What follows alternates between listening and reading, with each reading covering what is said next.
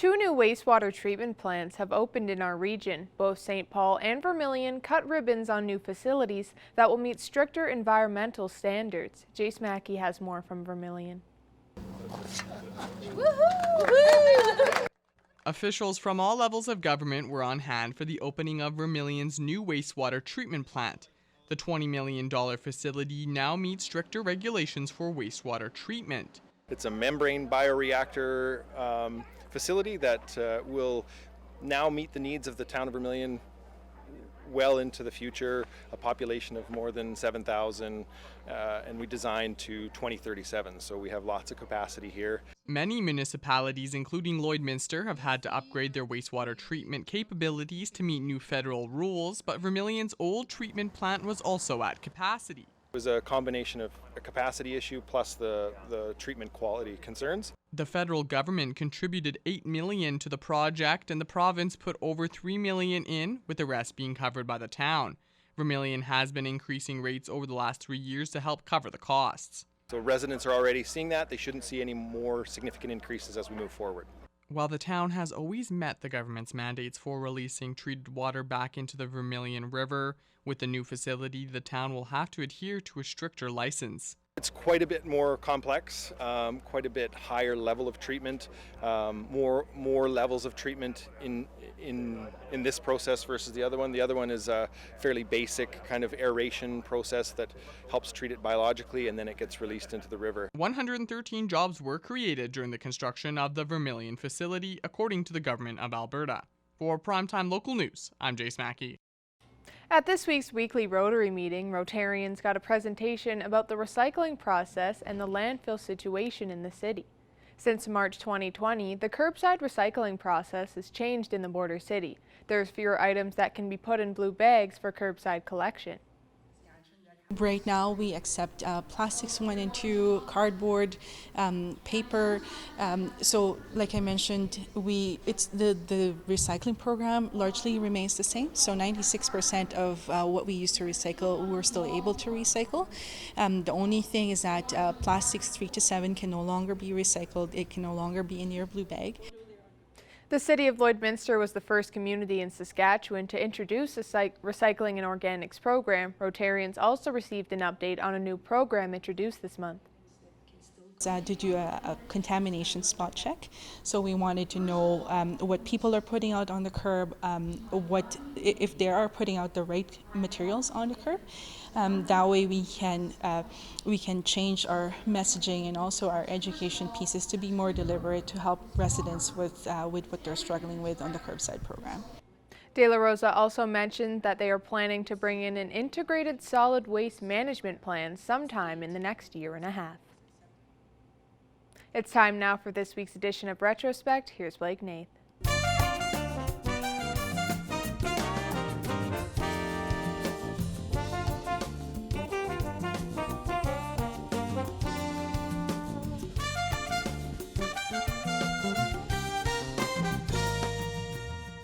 This week in Retrospect.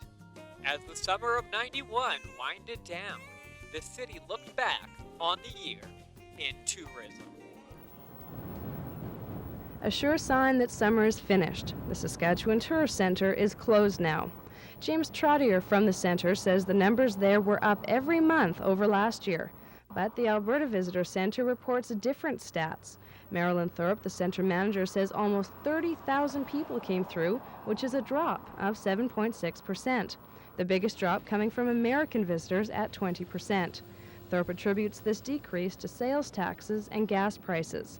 Trottier feels the increase at their centre has to do with the Yellowhead Highway. I'm sure a lot has to do with it with the Trans-Canada. The Yellowhead is now recognized as a Trans-Canada route, so people coming down from the north are more willing to use it, and they travel this way more often. Don Reniger is the chairman of the Lloydminster Tourism and Convention Authority. He says the summer was a good one and agrees that the highway was a benefit for some businesses. Talking to the business people out there, there's a fair bit of activity and quite a nice increase in their business, so I think they're all pretty well happy. They're sorry to see the season end.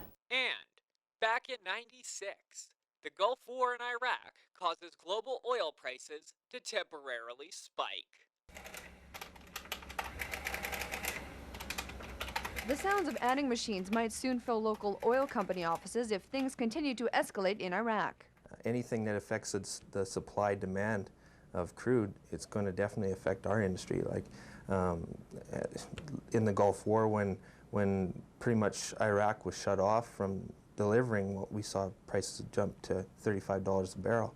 Today's oil price closed at $23.50 a barrel, but as you can see, earlier this morning when the U.S. bombed Iraq, the price jumped considerably and then settled back down. Oil companies say they've learned their lesson with the Gulf War not to get too excited just yet. Our prices spiked up by over 100%. We were seeing numbers in the $80, $90 cubic meter range, and they bounced up to over $200 for us. That was very short-lived, and it's like a pendulum. You know, it swings in one direction. At the tail end of the fiasco, it swings right back in the other direction and ultimately ended up with prices less than what we had before. Both Wascana and Trinity say although a continued increase in the price of oil would mean more money in their pockets, it's too short-term to warrant a reaction. And that's all for this week in Retrospect. Retrospect is brought to you by Webb's Machinery. Find New Holland products at Webb's Machinery, your dealer in Vermilion, Vegreville, Lamont, Wainwright, St. Paul, and Consulate. Now Shelby Clark will take a first look at this week's weather.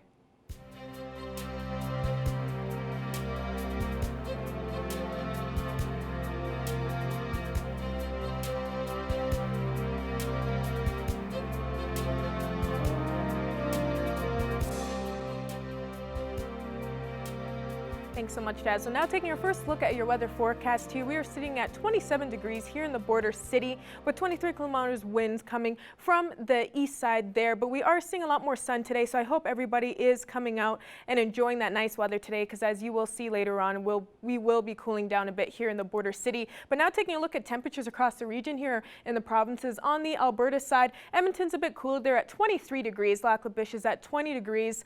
Cold Lake is at 25, while Bonnyville is at 26. St. Paul is at 23 degrees, while Vegreville is at 25. Wainwright and Marwayne are at 27 degrees, and Wainwright and Provost are at 28. So most places are definitely looking a little bit warmer today.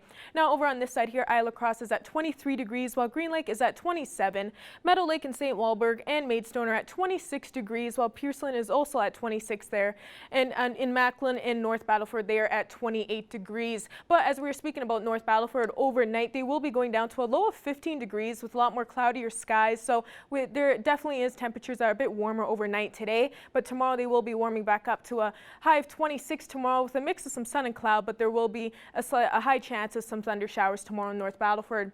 Now in Cold Lake overnight, they will be going down to a low of 15 degrees, but they will be seeing around a 30% chance of some showers overnight as well. But tomorrow they will be seeing a high of 25 degrees with a mix of some sun and cloud, and they most likely won't be seeing any rain tomorrow. Now here in the border city overnight, we will be going down to a low of 14 degrees, but we will be seeing around a 30% chance of some showers as well overnight. But we will be seeing more of cloudier skies, and tomorrow we will be going back up to 25 degrees with a little bit of sun and cloud as well. But now taking a look at your 3-day forecast here. Wednesday here in the border city, as I was saying, we will be cooling down a bit for the rest of the week there. On Wednesday and Thursday, we will be going down to a high of 15 degrees on both days, but we will be seeing a high chance of precipitation on both those days as well. And Wednesday we'll be seeing a little bit more sun, while on Thursday we'll be seeing a lot more cloudier skies. That's our first look at your weather forecast. We'll have more news coming up after the break.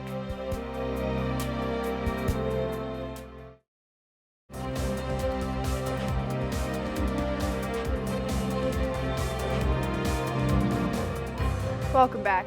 New research from the University of Saskatchewan is asking policymakers to prioritize sustainable water use in irrigation technology. Jillian Code has more. Today on Primetime Local News, I'm joined by Mohammed Qureshi. He is a PhD candidate with the University of Saskatchewan. He also is a researcher for water security.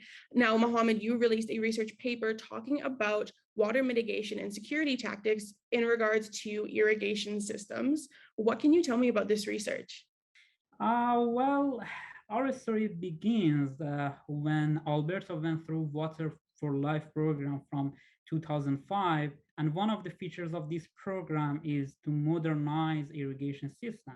And modernizing traditional irrigation system has long been recognized as means to reduce water losses. However, empirical evidence shows that this practice may not necessarily reduce water use in the long run. In fact, in many cases, the converse is true, a concept known as the rebound phenomenon.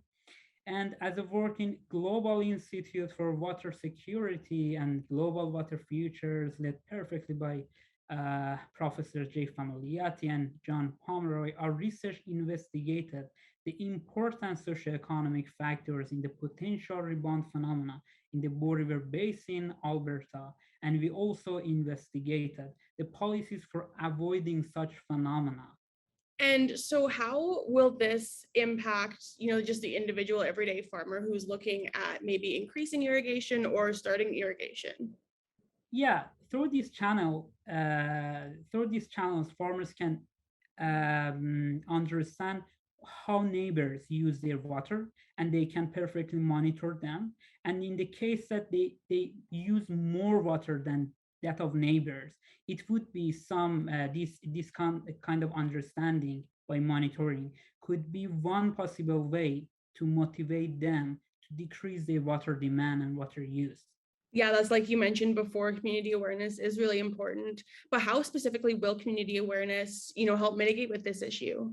Yeah, the awareness that they should get can be enhanced by, for example, by some monitoring their water use and technical assistance by the help of policymakers. And in this way, they can be motivated to reduce their water demand, and as other research in other parts of the world shows this evidence. And I'm sure with something like this, there's a lot of different, solutions that could be proposed for this. Your research is wanting to target policymakers. So what specifically do you hope that they, take into consideration when looking at this? So one thing that is really important to know is to open a way first to get more data, and with the help of farmers community, and so on, to develop more to improve our models and get a better result. And another thing that I want to emphasize, that after building such models, we should communicate, and we should open a discussion with policymakers in order to avoid unintended consequences of water management decisions.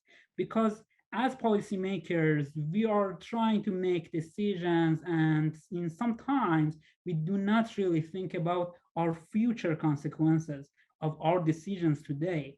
And then we are going to put ourselves in a problem in the future. So we should be really careful about the feedback of our decision today into our future world. Well, thank you so much for being able to chat with me and discuss your research. Thank you for having me. Thank you for giving me this opportunity to talk to you. You've likely noticed the abundance of wasps hovering around as of late. There is a reason for that. Late summer is the most active time of year for the insect as they prepare their populations for next year. If you do get stung, experts remind us to make sure we watch out the stinger, especially with the yellow-jacket species. They'll actually tag you with an alarm pheromone, and that can stay with you for about 12 hours. And other yellow jackets are going to home in on that. So, just be aware if you are stung, try to wash that off as soon as you can with soap and water.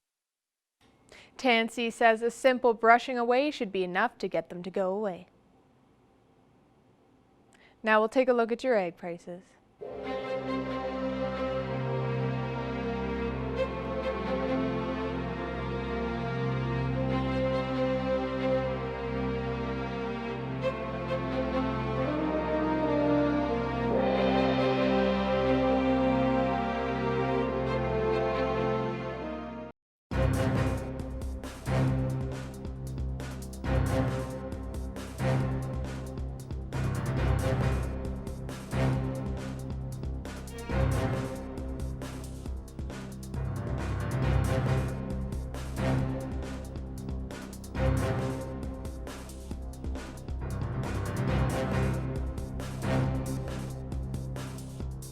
Joining us today for Primetime Local News is Minister Sherry McLennan to speak about the Patoche Métis Fall Festival on September 2nd to the 5th.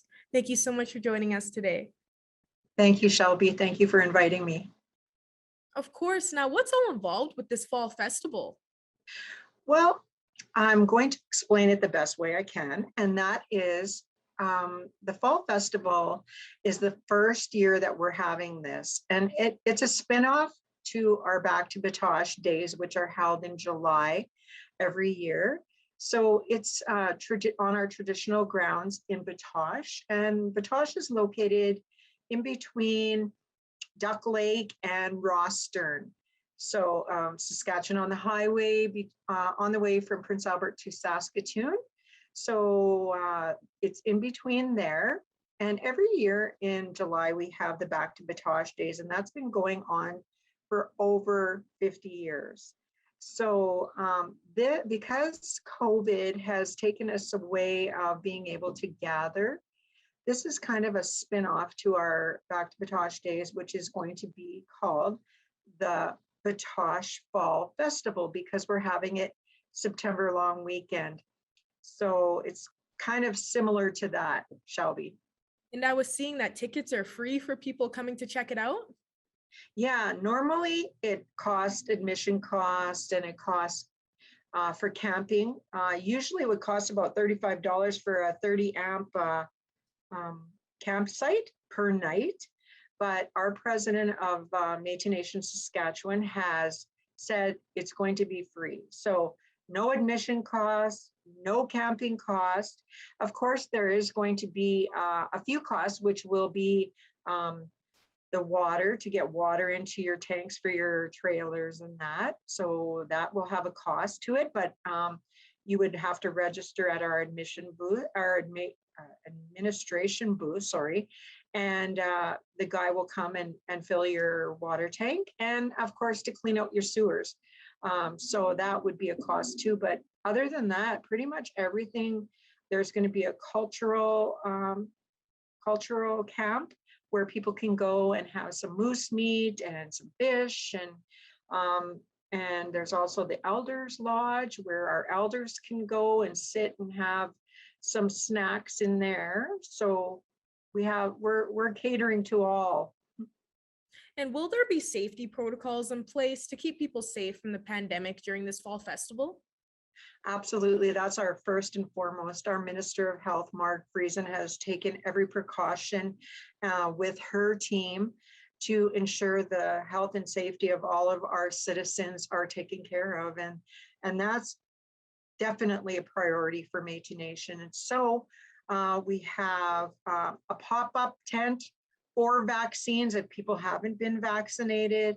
We also have rapid testing going to be taking place. We have put on call some nurses that are going to be doing rapid testing. And we also have, when you enter the gates, we're going to be taking temperatures of everybody and logging all the people that come in on a daily basis of everybody that enters. So we have names and phone numbers, just in case something should happen. And hopefully not. We're praying that nothing will happen and everybody will be safe on site. But we'll be handing out masks, and we'll be handing out liquid sanitizer, and there'll be liquid sanitizer all over on the grounds, and we'll be sanitizing all over the place. So we're taking measures to make sure that our people are safe. And why do you believe it's important to celebrate this in the community? Well, I believe that we've been locked up for so long with COVID, and there's so many things that people are turning to. They're turning to alcohol, to drugs.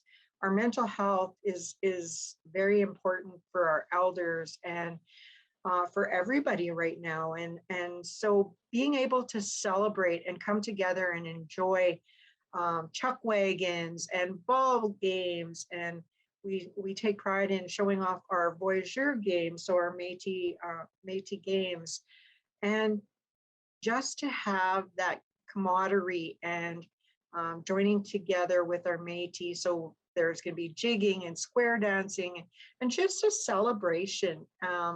We need that right now, I think, more than ever. And we need to be able to gather in it. It's a little bit cooler in September than we're normally used to. But I think if everybody brings their blankets and is ready for the weather, we'll be able to celebrate no matter what, because Métis people are resilient and they'll take whatever comes to them and they'll make it work. And for people that are interested, where can they find more information about this festival online?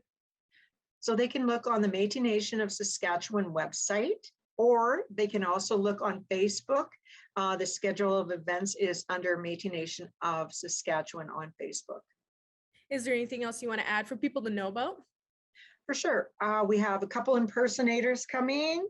We have Constant Reminder, who is a younger person band. So they're coming.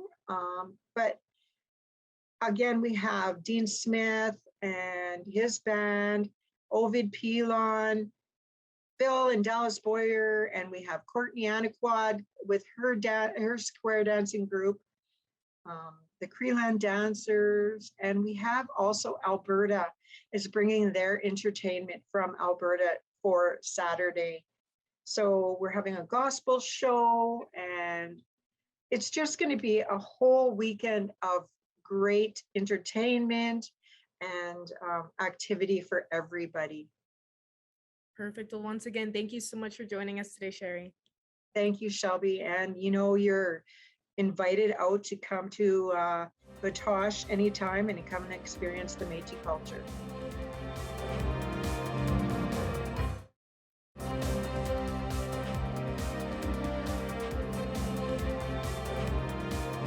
I'm joined today on Primetime Local News by Sarah Fox with the Thorpe Recovery Center. Sarah, we're talking today about an event that's going to be starting here shortly, which is Sober September. Tell me a little bit about what that is. Absolutely. So Sober September, this is our 6th year running it. It is our largest fundraising campaign. And essentially it is asking individuals to take up a personal challenge throughout the month of September and pledge throughout the month and collect donations for our center by doing so. So some fundraisers, you'll run 5K or, cakewalks and things like that. This is a bit of a different spin on it that is in relation to what we do here at the center. As you may know, people who come here are seeking to make a wellness change in their lives. And so that's what we're challenging people to do, is to make a positive wellness change in their life for the month of September. And now when people are involved in this, you're asking them basically to give up one thing for the month, but it doesn't necessarily have to be alcohol or something related to addictions. It can be, say, if chocolate happens to be something that you maybe overdo a little bit on, it can be something like that as well, correct? That is correct. So yeah, in years past, we've always said, go sober. And it doesn't really work for everybody, especially if they're already in recovery. It's not something that they're like, hey, what else can I give up? So that's why we've gone towards a more personal challenge aspect. For some people, they might want to take up something healthy, a daily meditation or yoga. That's still going to have a really good positive effect on their life. For myself, I'm going to be 8 months pregnant during Sober September. So I have a very narrow window of things that I can do. So I'm giving up refined sugar.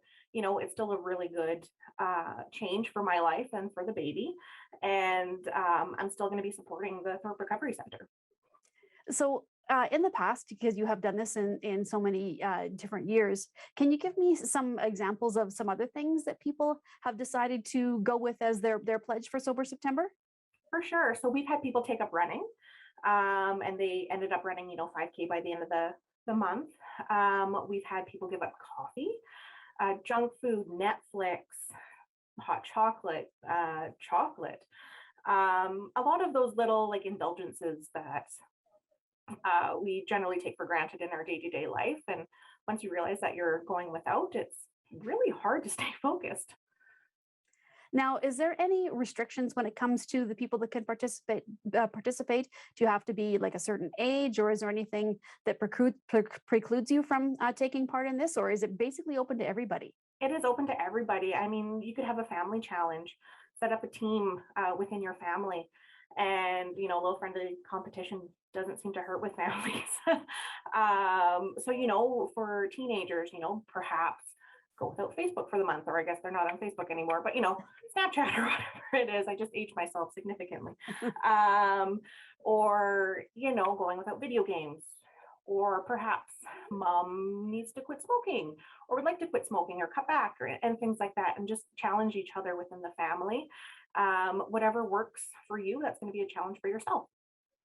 So is there a financial goal, Sarah, that you guys have set as to how much you'd like to raise, or is it basically just anything it will be helpful?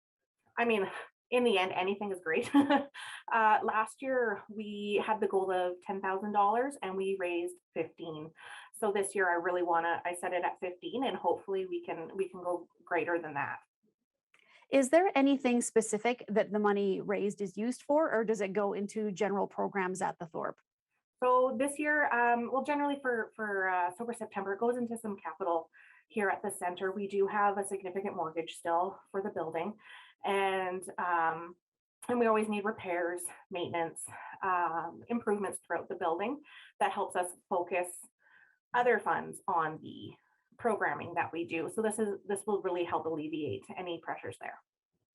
So Sarah, if anybody wants to be involved with this or is looking for more information, what is the best way to find out all the answers to all of their questions?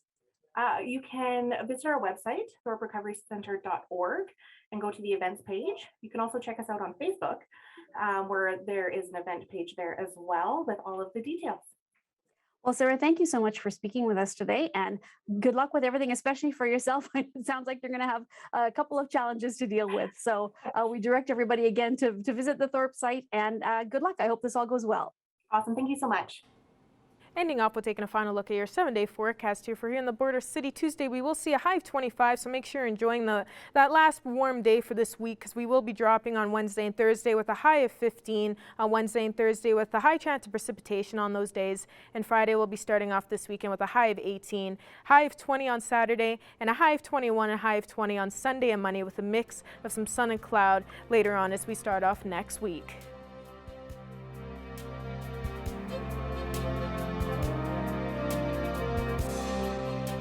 Thank you for joining us on Primetime Local News, and have a good night.